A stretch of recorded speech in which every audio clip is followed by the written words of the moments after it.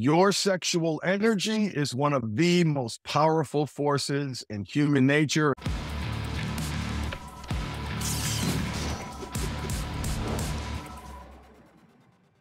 Today, we're going to talk about that with a very special guest, and I'm going to introduce in a moment. My name is Craig Perra, the founder of the Mindful Habit System, and you are listening to Sex Afflictions and Porn Addictions, a podcast to help you create and sustain a great life. Those two concepts are inexorably intertwined. And this concept that we're talking about today was one of my most powerful realizations. And we have a very special guest today. And let me introduce him. Let me do this right.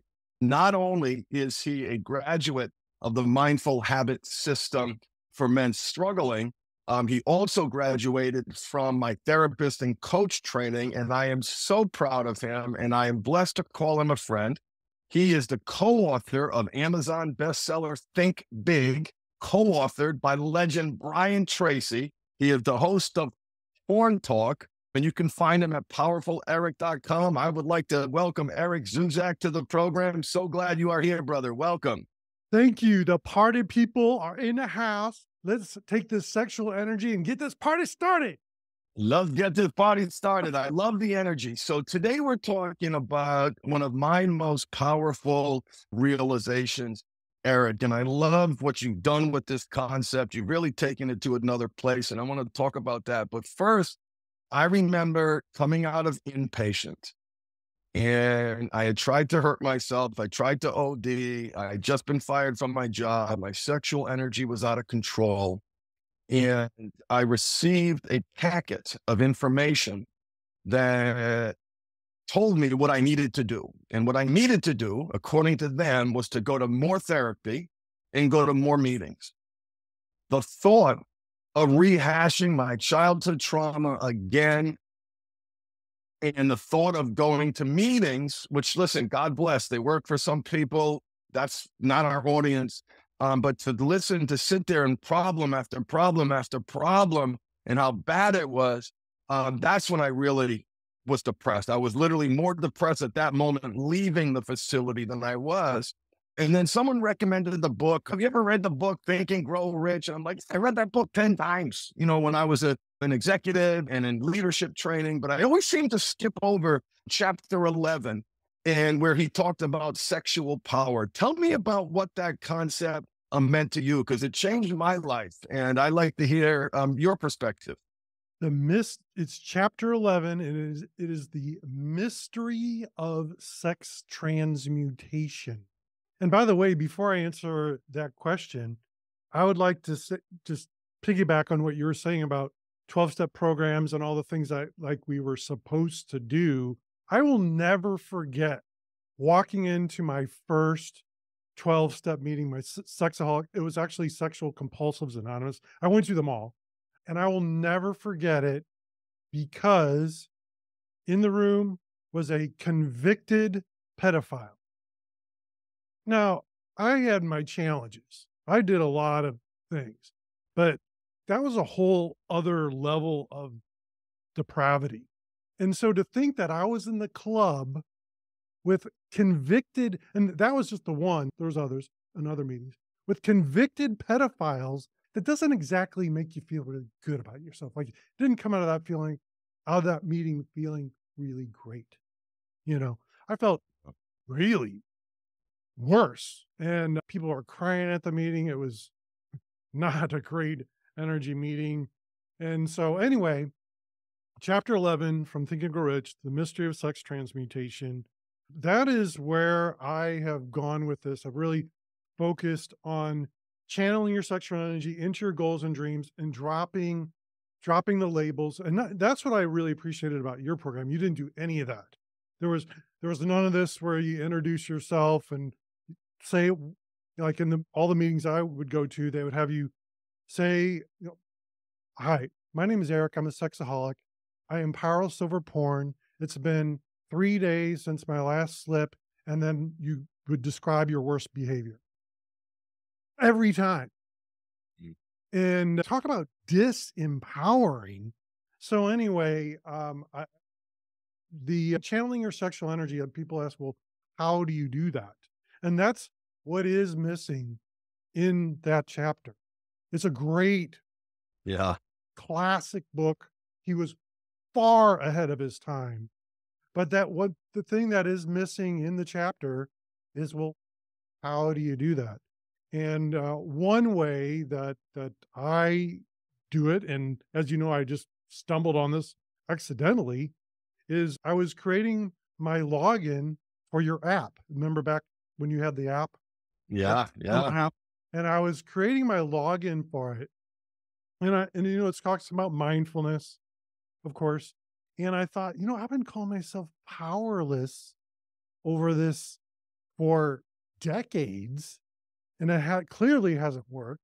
And it was going in the complete opposite of what I was learning from Brian Tracy and all these people. But I'm like, well, this is what these people said I would have to do. But anyway, I just thought, this has not been working. So I created my login as Powerful Eric.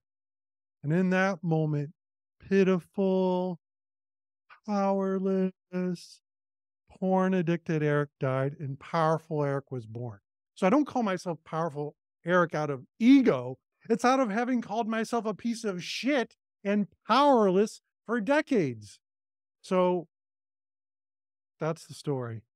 Yeah, I know. I love that story. When and I had that same reaction you did, Eric. I remember reading chapter 11, and he talks about sexual transmutation and how important it is, and how empires have been built by the strength of men channeling that sexual energy in some healthy ways and some unhealthy ways, and how it's destroyed empires. And I really resonated with that concept, and I was so excited to read, the how to do it. And of course, chapter 12 moved on to something else. And that's the last you've heard of sexual transmutation. And I'm going to include a link to that book for our listeners. You can find Think and Grow Rich. Don't buy it. It's in the public domain. It's a free PDF. And I'll include that link. And I want everyone to read chapter 11, because if you've been calling yourself powerless for so long, this book is going to help you embrace that sexual power. So let's speak to the how. What did you do with this concept? How did you take it? Where did you go with it? What's really important to you, and what do you find is important? Well, let's talk about you first. Yeah. So the story I like to tell is about the golden Buddha here over my shoulder. And you can call it the golden Christ or whatever you want to call it, but the story really is about a golden Buddha. And this story kind of exemplifies my methodology. And the story is about 1,000 years ago or so, there was a group of monks who created a giant golden Buddha.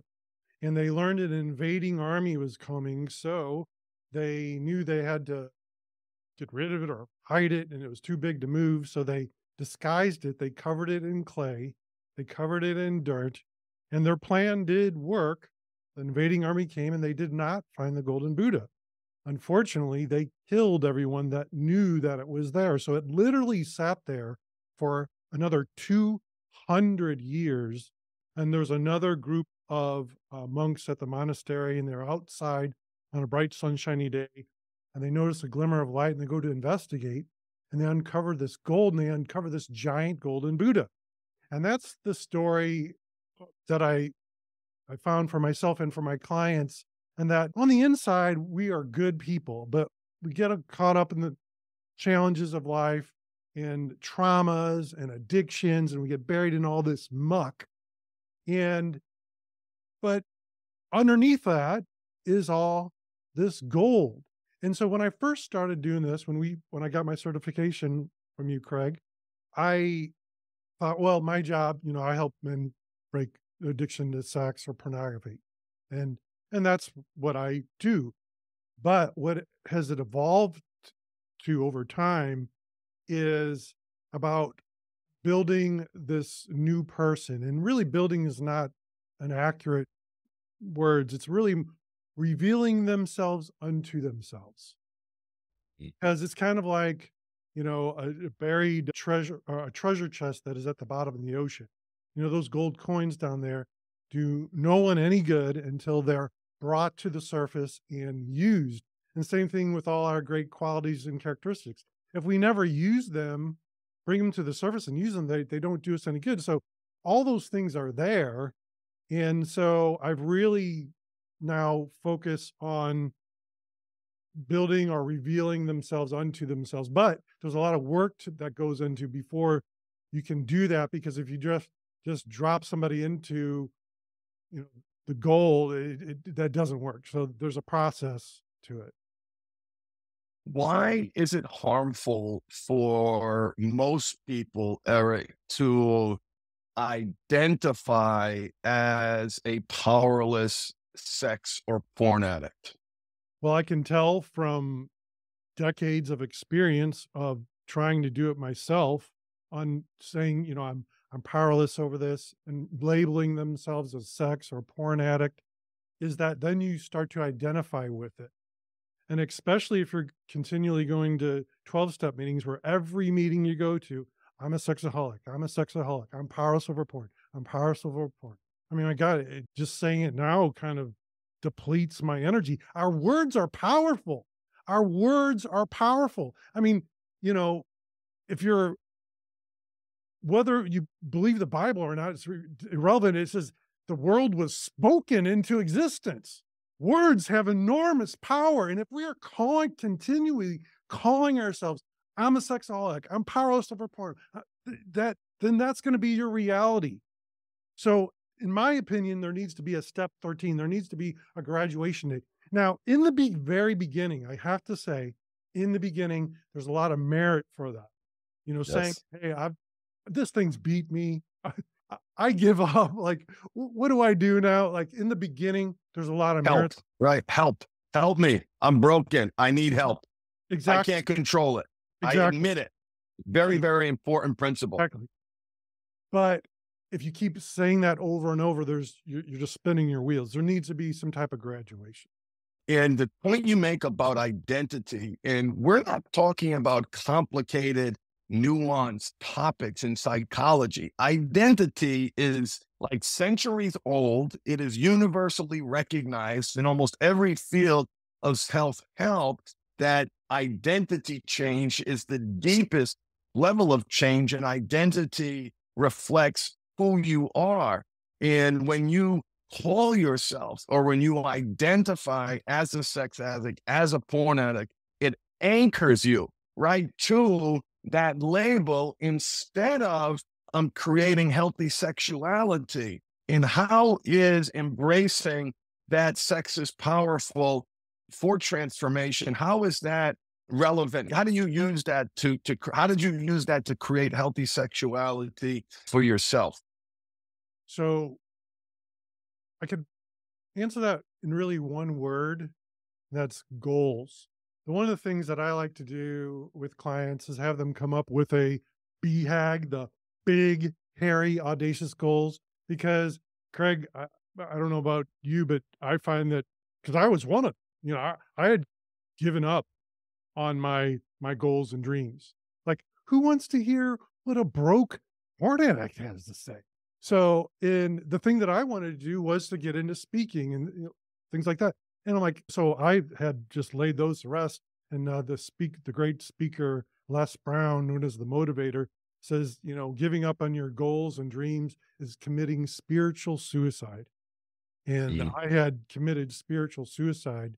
So, a way to do that, to channel that sexual energy, is if you stop masturbating to porn or acting out sexually or putting into drugs, alcohol, whatever, if you stop that behavior and have a lot of extra energy, and you take that energy and you put it into your goals and dreams. I mean, my gosh, just by time alone, if it was just time, I think of all the days that I burned. If I took all the time I had invested into pornography and sexual acting out, oh my gosh, so that's where I start, is with goals, and having them come up with a BHAG, a big, hairy, audacious goal, and to get out those dreams that they had given up on and dust them off. And a great example is one of my clients was a songwriter and a musician, and he'd pretty much stopped doing all that. And so his BHAG that he set for himself was to get on stage and perform one of his songs. He's a guitar player, and he has now, as of this month, he has completed enough copyrighted songs that he's produced and all that, that he's going to actually, I don't know, people don't really do like albums like they did back in the day, but he is doing like a traditional album. So he performed these songs many times now on stage, and I'm just so thrilled for him. So he's taken that energy and put it into his goals and dreams. Well, and that is in furtherance of the identity of being healthy, of being powerful, of channeling this energy. And you know what sucks too, Eric, is that none of this is being taught to kids. None. Young men, young boys need to know how powerful this force is inside us. What do you wish you could tell your younger self if you could go back? What would be one of the most important messages you delivered to that young boy? Well, actually, you could say I'm doing that in a different way, because I have two young boys. I have a 5-year-old and I have a 9-year-old. And so I'm doing for them what I wish was done for me. And there is a really great little book. It's called Good Pictures, Bad Pictures. And Yeah. it's a great, there's two versions. There's one for like toddlers and there's one for like teenish kids. And I read these books to my boys, and they actually, the little one for toddlers is a fun little book, believe it or not. I know it sounds like, how could a book about porn, like how be fun? It's actually a fun book. In the book are these little cameras throughout the book. These just, and the kid has to find the cameras in the book, and they actually enjoy the book. And so I don't think to answer the question is, I would just start a conversation very early on when they are toddlers about pornography. Like, really? You talked to a toddler about pornography?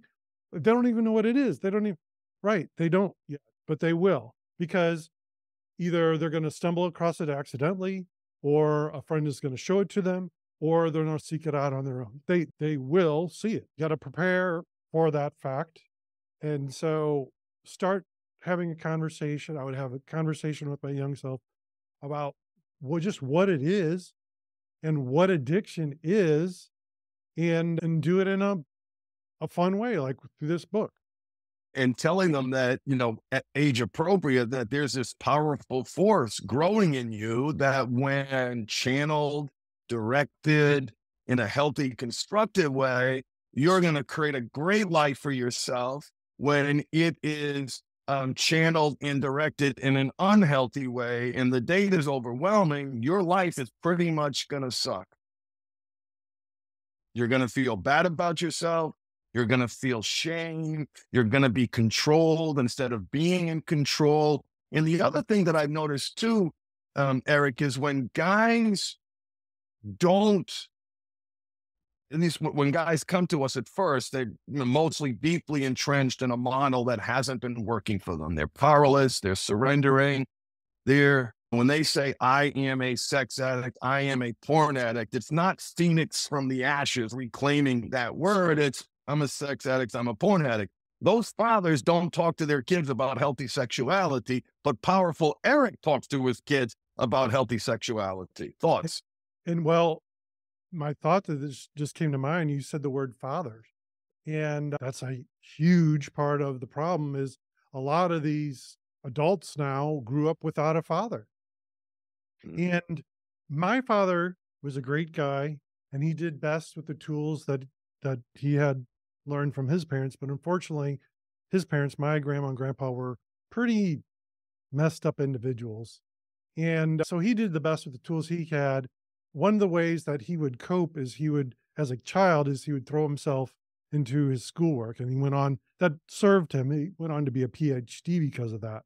But he never stopped coping, meaning like when he got married and had us kids, my mom would say that was a widow to books, because my dad was always downstairs in his office with his nose in a book. And as a result, the unintended consequence, because I know my dad loved me, but he pretty much ignored me.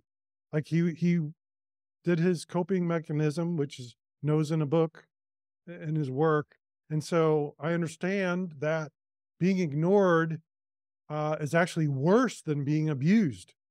The lack of, fatherless men is disastrous, like a Yeah. complete and total nuclear bomb disaster. The And future of Western civilization, in part, depends on men stepping up into that role as leader. And you cannot be a leader when you are a slave to your sexual urges. and I tell you, having two young boys, man, it's amazing. If I am into something, they're into it. If I like it, they like it. Like if I say something, they want to parrot what I say. And I gotta say, they love their mother dearly, but they do not parrot what she says. They don't parrot. They it's not the same. It's not the same. If a father's missing, it's a big gaping hole. Yeah, and the father can be missing, and I know we've got a lot of dads listening. Is are you talking to your children about sexual health? Are you prioritizing time with them? Are you being that leader? And that's one of the great outcomes of the work that guys do with us, right, Eric? Is that they become not just better men, but better husbands and better fathers, and they can finally break those legacy burdens that they've been carrying for so long. Tell me a little bit about that. Yeah, absolutely. And that's a big part of it.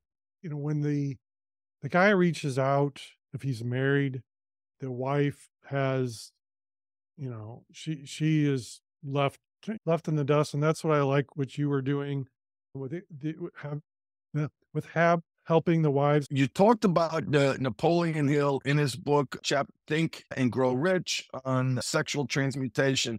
He doesn't get into the how. Can you give me some examples of how you and how clients, practically Yeah, operationalize some of those powerful lessons that he leaves us hanging and doesn't tell yeah, us what to do yeah, about it? yeah, yeah. The state of the art was the 12 step, but that's long since, there's a ton of great things out there now. And one of the tools that I love to use is EFT, or the emotional freedom technique, or tapping. No, it has nothing to do with tap dancing. And I love this tool because, we're using our body in an unhealthy way. And tapping is kind of like a physical meditation thing you do. It's kind of hard to describe it shortly, but I love to use the emotional freedom technique, EFT, to channel your sexual energy. It's a great way. You can use it for a lot of different things. That was one of the things that was other frustrating for me too, is like we'd uncover traumas and then like, well, what do you do with it? Okay, so you just go to talk therapy for 20 years and hopefully you'll get better. And so it's really a quick way to overcome traumas and channel your energy.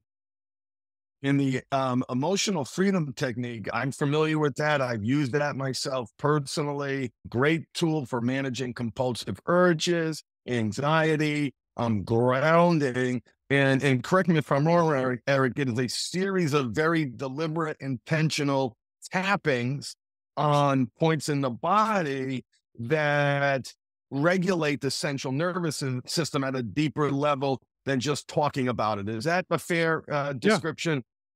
absolutely, absolutely. And what it does is while you're tapping and saying different things, it kind of nudges your, you have the neural pathways, and you're literally like rewiring your neural pathways. It kind of nudges them off their course and makes new ones, and it works. It works.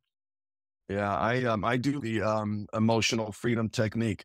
How else? Let's give maybe another example, and then anything else you want to Here, say. here's And we're tell me more. here's one. So a mindfulness is a large umbrella term, and under that umbrella, one of the things is martial arts.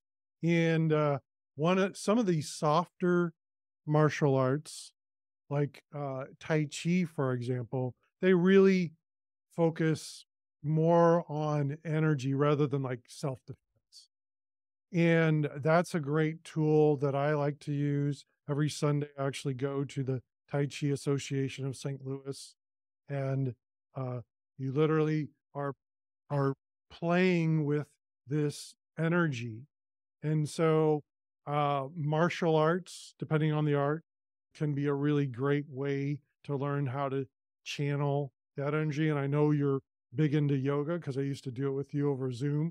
I love yoga too. I do that as well.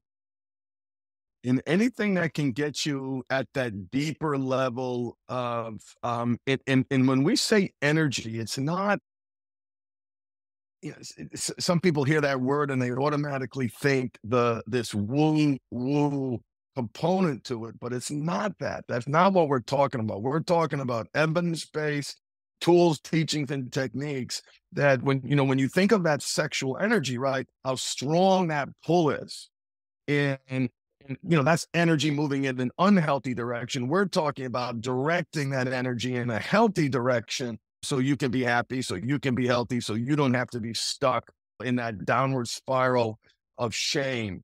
What else do you want people to know about you, Eric? And we're going to have you back on the podcast, but I'd love to, anything you want to close with or anything that you'd like to share with my audience. And I'm going to give ways for people to reach out to you. I want to make sure we didn't miss anything today. Yeah. Just to embrace the story of the Golden Buddha, because like if you feel that your case is hopeless, it's not. I mean,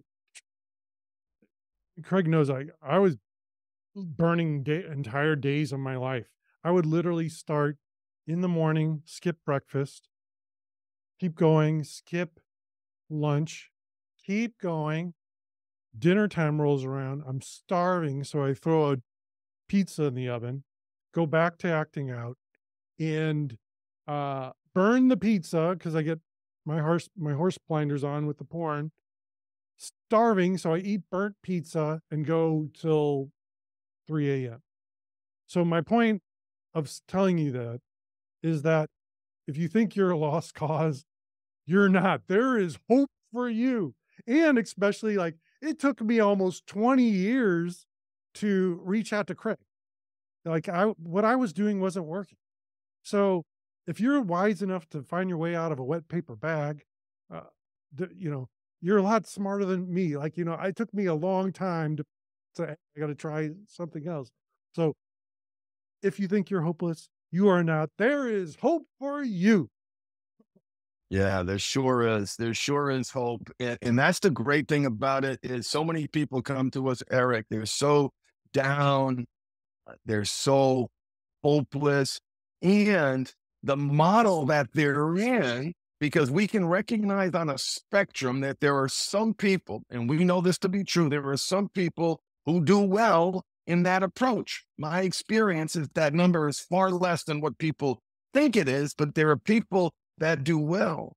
When you open your eyes and start embracing what you want to accomplish, when you start embracing that power instead of being powerless, that spark of hope, that light turns on, and you realize. And sometimes there's a period, I'm sure you experience this too with clients, like I wasted all this time. I should have been doing something else. All these years have been wasted. I've got this ridiculous restrictive view of sexuality. I'm afraid of it. I haven't embraced it. None of that time is lost. It all brought you to the place that you're at right now, listening to me, listening to Eric, looking for an alternative to being powerless, to being powerful. Eric, how can people find you on the web and social media? Give us the details so people can find you. I just go to powerfuleric.com and I'm on all the major platforms. I'm now building on TikTok. So that's the latest one. And I come bearing gifts today. If someone we talked about the book Think Big. If they would like a digital copy of Think Big for free, just email me, eric@powerfuleric.com. And I also have another resource called Everything You Know About Sex and Porn Addiction is Wrong.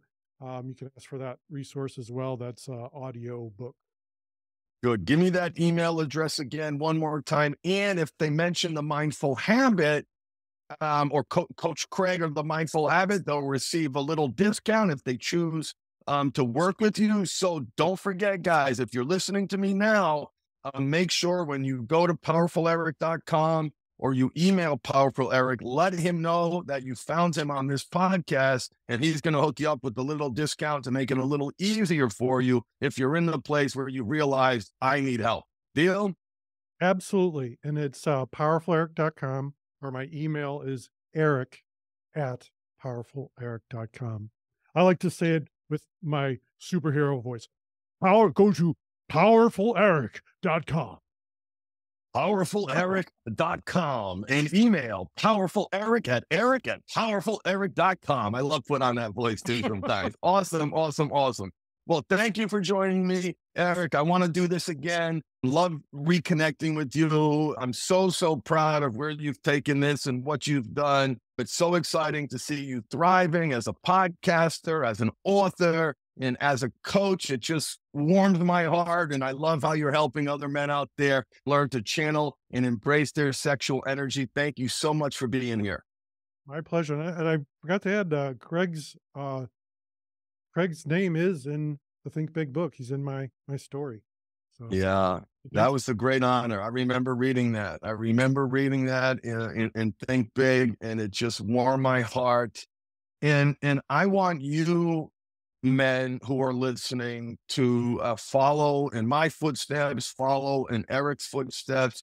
If you are looking for an alternative approach, and here's the attitude that I have. There's no competition here. I don't see any competition. We're affiliates with each other. We care about each other. We're brothers on this journey. If you connect more with Derek, you go to Eric. You connect more with me, you go to me. It's important that you find the right person. It is a great honor, Eric, to promote you and to promote your services. Can't wait to have you back on the podcast. Thanks for listening, everybody. If you're looking for help with me, visit mindfulhabithelp.com. And thank you so much for listening. Make it a great week. Don't have a great week. Embrace your power of choice and feed the right wolves inside you. I'll catch you next time. Bye, everybody. Thank you.